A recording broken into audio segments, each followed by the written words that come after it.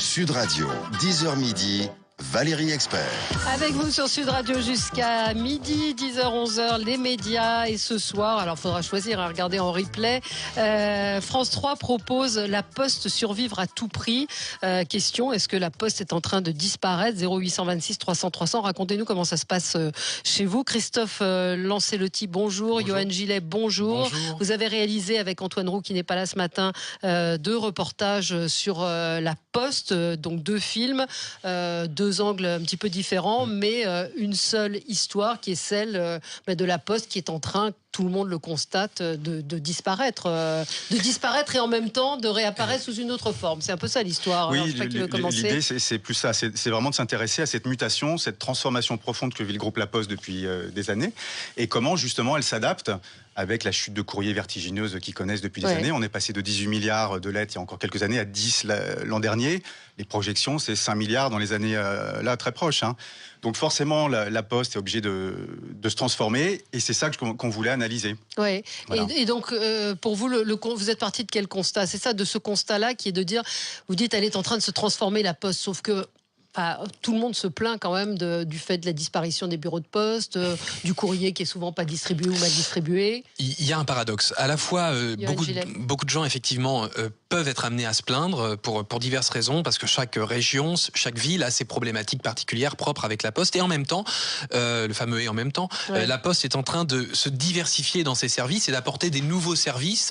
Comme la publicité, on voit un postier qui vient parler à une grand-mère. Absolument. Veiller sur mes parents, la tablette, est-ce que ça, c'est vraiment le rôle du service public? Oui, c'est ça. Est-ce que c'est le rôle de La Poste de vendre des DVD? Je vois dans mon bureau de poste, ils vendent des DVD. Eh bien, vous venez de résumer le cœur du questionnement que l'on a sur ces 2 films. Est-ce que aujourd'hui, une mission de service public, ça ressemble à ça? Est-ce que c'est ça? Et est-ce que La Poste a besoin de faire tout ça pour pouvoir survivre à tout prix? Voilà pourquoi le titre du premier film, notamment. Oui, survivre à tout prix et... La Poste, elle survit même plutôt très bien, parce que moi, j'ai pu, par exemple, le film que j'ai réalisé commence à Birmingham. Pourquoi Birmingham?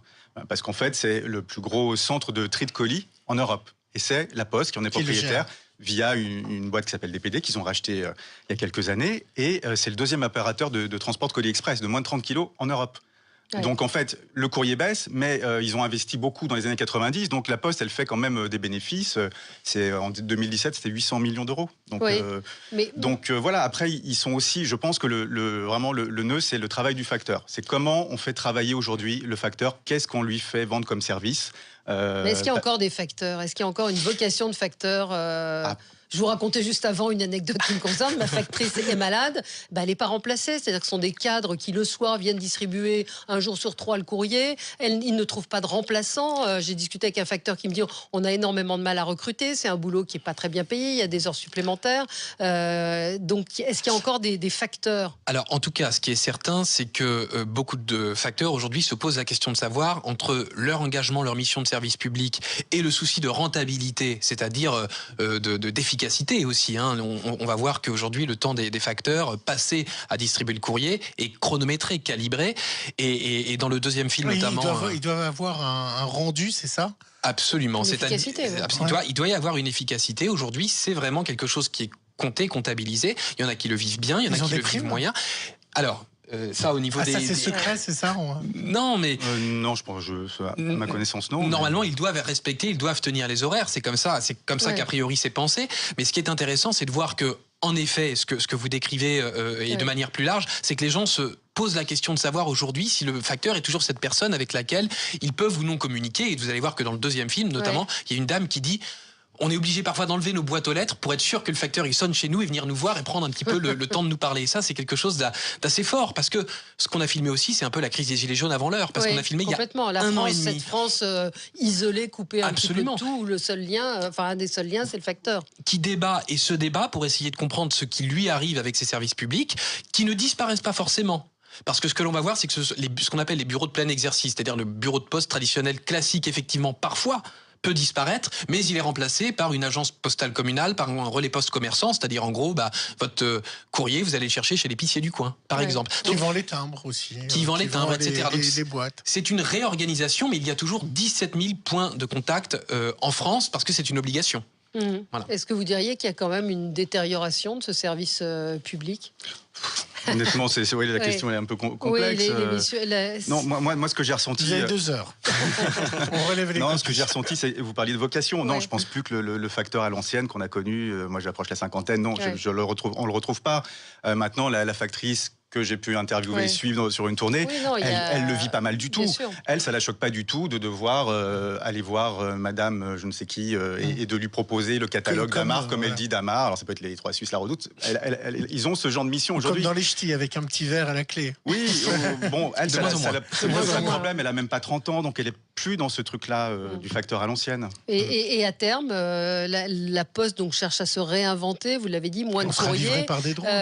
Ils ont ramassé. Oui, c'est ça. Les drones, il y a des études de drones à la Poste. Ils l'ont fait il y a 2 ans, je crois. Est-ce qu'ils y croient vraiment? Pour l'instant, je pense pas. Non, c'est très ponctuel. Voilà, c'est pas. Il y a en tout cas quelque chose qui est central et qui se pose parce que la Poste finalement c'est le service public par excellence, c'est le miroir de la société, c'est le point de rendez-vous, le centre de gravité. On dit dans les films à un moment, c'est le repère pour beaucoup de gens. Ce sont les gens qui vont à la banque postale chercher leur sous à la fin du mois, leur retraite, les allocations, des choses comme ça. C'est quelque chose de très important. Puis c'est l'endroit où on va poser des questions. Et ce que l'on constate d'une manière générale, par contre, pour répondre directement à votre question sur le service public, c'est qu'effectivement, il se déshumanise pas forcément dans le management, pas forcément dans l'organisation, mais dans l'accès au service.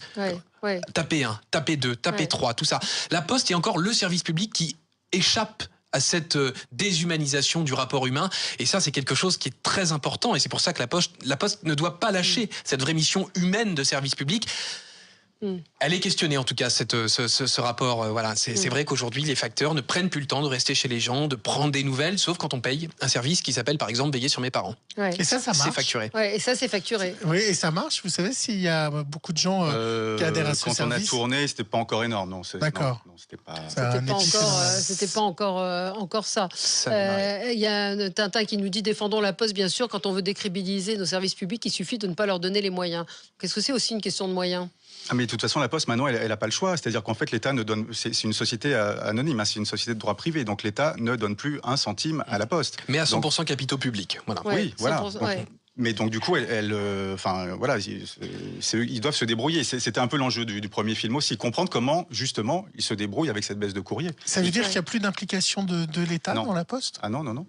Enfin, ils sont 100%, voilà, 100%, mais il n'y a pas de privatisation. Avec la Caisse des dépôts, Mais la Poste est totalement autonome. Après, elle a toujours ces 4 grandes missions de service public qui font que c'est pas une entreprise privée comme une autre. Voilà. Donc ils sont avec cet ADN très fort de service public, tout en devant bosser comme une société privée. Enfin, voilà.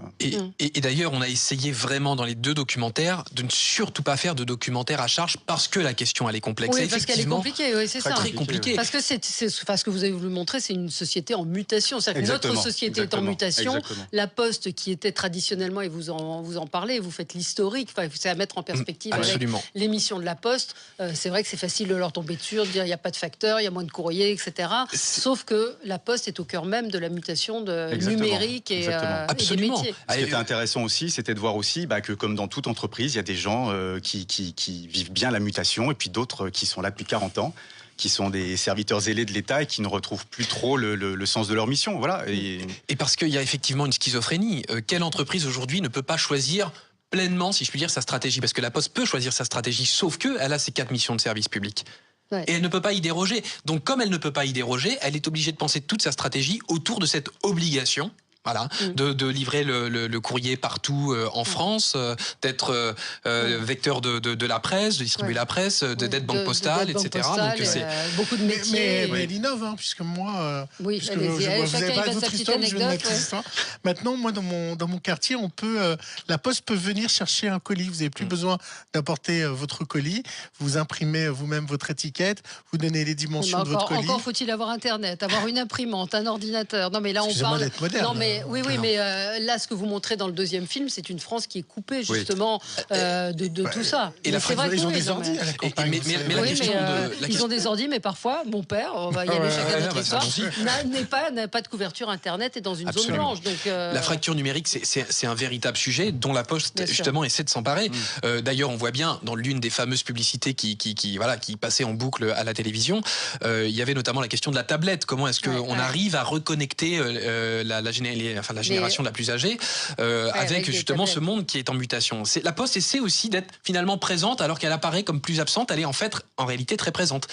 Mais ça pose des questions, beaucoup de questions. Merci à tous les deux, Christophe Lancellotti et Johan Gillet, d'être passés ce matin par Sud Radio. Donc ce soir, 23h40 sur France 3, La Poste à tout prix. Et oui, c'est en même temps que Jacques Cardoz. Oui. C'est comme ça, sans les hasards, on donne le choix à nos auditeurs. Vous pouvez aussi aller sur le replay. Le replay, parce que c'est bien tard quand même. En tout cas, documentaire assez édifiant, intéressant et pas manichéen, encore une fois, sur ce qu'est La Poste aujourd'hui. Merci à vous. Merci beaucoup. 30 secondes pour convaincre. Sud Radio.